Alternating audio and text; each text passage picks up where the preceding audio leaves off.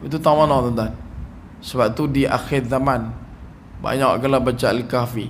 Imam Sayuti kata apa? Satu hari baca satu juzuk Al-Quran. Tak boleh satu juzuk, itu saya beritahu baca selai. Tak boleh selai, baca 3 ayat. 3 ayat kalau gamak panjang sangat nak baca, 3 ayat cari yang paling pendek. Inna a'tayna kal kautsar. Kan Al-Quran turun 114 surah. 114 surah, ada surah-surah pendek. Surah yang paling pendek 3 ayat. Mana ada surah 2 ayat? Ada kawan saya kata ada 2 ayat. Yang tu Quran tulis tak habis kot. Hampir ambil siapa punya kau baca. So ayat yang last, surah yang paling pendek 3 ayat. Paling pendek antara 3 ayat yang ada adalah surah Kautsar. Ada 43 huruf yang didirikan untuk surah tersebut. Inna a'tainakal kautsar. Inna a'taina pun rasa macam tak larat kan nak baca. Baca inna lillah wa inna ilaihi raji'un. Kalau nak lagi cantik, korek 7 kaki tu. Pergi duduk dalam tu, healing sampai mati tak balik. Duduk dalam tu fikir, awak lah aku ni teruk sangat, mangkang ubi gila, tak mau nak baca Quran. Kenapa perlu banyakkan istirja? Innalillah tu kena baca. Sebab hati kita dah mati. Dan cara untuk menghidupkan hati yang mati adalah dengan banyak mengingat mati. Bila kita banyak mengingat mati, hati yang hidup pasti akan bangkit kembali. Imam Al-Ghazali pernah ketika mana berada dalam halaqah dengan anak muridnya, hati dia terasa teringin sangat kat dunia. Kemudian dia meninggalkan halaqah, dia berlari menuju ke tempat kawasan maqabir, tempat kubur. Sampai di kubur, dia duduk di situ, dia masuk, dia bagi salam ke ahli al-maqabir, dan kemudian dia kata, sesungguhnya aku memiliki satu perkara yang begitu diinginkan oleh penduduk daerah ini. Dia tunjuk dekat ahli kubur. Aku ada satu benda yang amat-amat diinginkan oleh penduduk di daerah ini, di negeri ini, iaitulah nafas.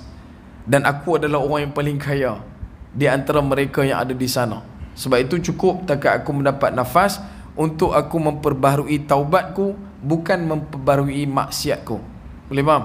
Hidup kita sehari demi hari ini, kita kena banyak untuk ingat mati. Sebab tu dalam konsep umur yang Allah Ta'ala pinjamkan, berikan kepada kita, kita kena pastikan dia bermanfaat, bukan takat pada diri kita semata-mata, tetapi juga pada orang lain. Dan itu semua memberikan kebaikan. Semoga kita mendapat redha daripada Allah Subhanahu Wa Ta'ala. Untuk masyarakat kita, orang Islam, bila sebut kata umur, perlu untuk kita fahamkan umur ini akan ditanya oleh Allah Subhanahu Wa Ta'ala. Macam mana kita punya umur tu digunakan? Adakah ke arah kebaikan ataupun ke arah yang tidak sepatutnya? Cuma kita haraplah segala apa kesalahan yang telah kita lakukan secara sedar ataupun tidak, Allah Ta'ala ampunkan. Sebab umur ni, dia kalau dalam bahasa Arab dia kata sinin. Sanah ataupun sinin. Kenapa sinin? Sinin ni daripada kalimah sinun. Sinun ni apa dia? Gigi. Imam Syafi'i banyak sebut perkataan sinin. Sinin ni maksudnya gigi. Kenapa gigi? Kaedah dalam Islam, kalau nak tengok cukup umur tak cukup umur pada binatang, kita akan cek gigi. Betul? Lembu nak bersalin pula, lembu nak sembelih, kita cek gigi. Kambing nak sembelih, kita cek gigi. Yang tak cek gigi kawan lah. Sembelih kawan tak perlu cek gigi. Dan sembelih betul-betul punya. Beli barang RM45, jual kat member RM420. Member pun bagus ya, barang sampel punya, padahal cok Shopee. Hari ni 1 bulan padam muka. Barang RM500 ke bawah kena cukai. Kan? So bila sebutkan tentang umur, ya, kita kena tengok pada suasana umur yang memberikan manfaat. Walaupun kita tetap juga akan merasai penambahan umur, tapi kita belum tentu tua. Itu kalau jumpa dengan orang yang tua, kita kena ada respect besar. Sebab mereka adalah orang yang sudah dan sempat tua. Kita belum tentu. Kita kena ada rasa tu. Bila dah kita ni tua, berkadar-kadarlah dengan ketuaan kita. Jangan kita memiliki hati dan juga naluri yang terlalu muda. Dia masih lagi mempakmaonkan diri dia. Bukan tak boleh nak bersifat muda. Ada kaedah yang disebutkan dan ditunjukkan oleh ulama. Orang tua yang bersifat muda dalam ibadat itu dipuji dalam agama.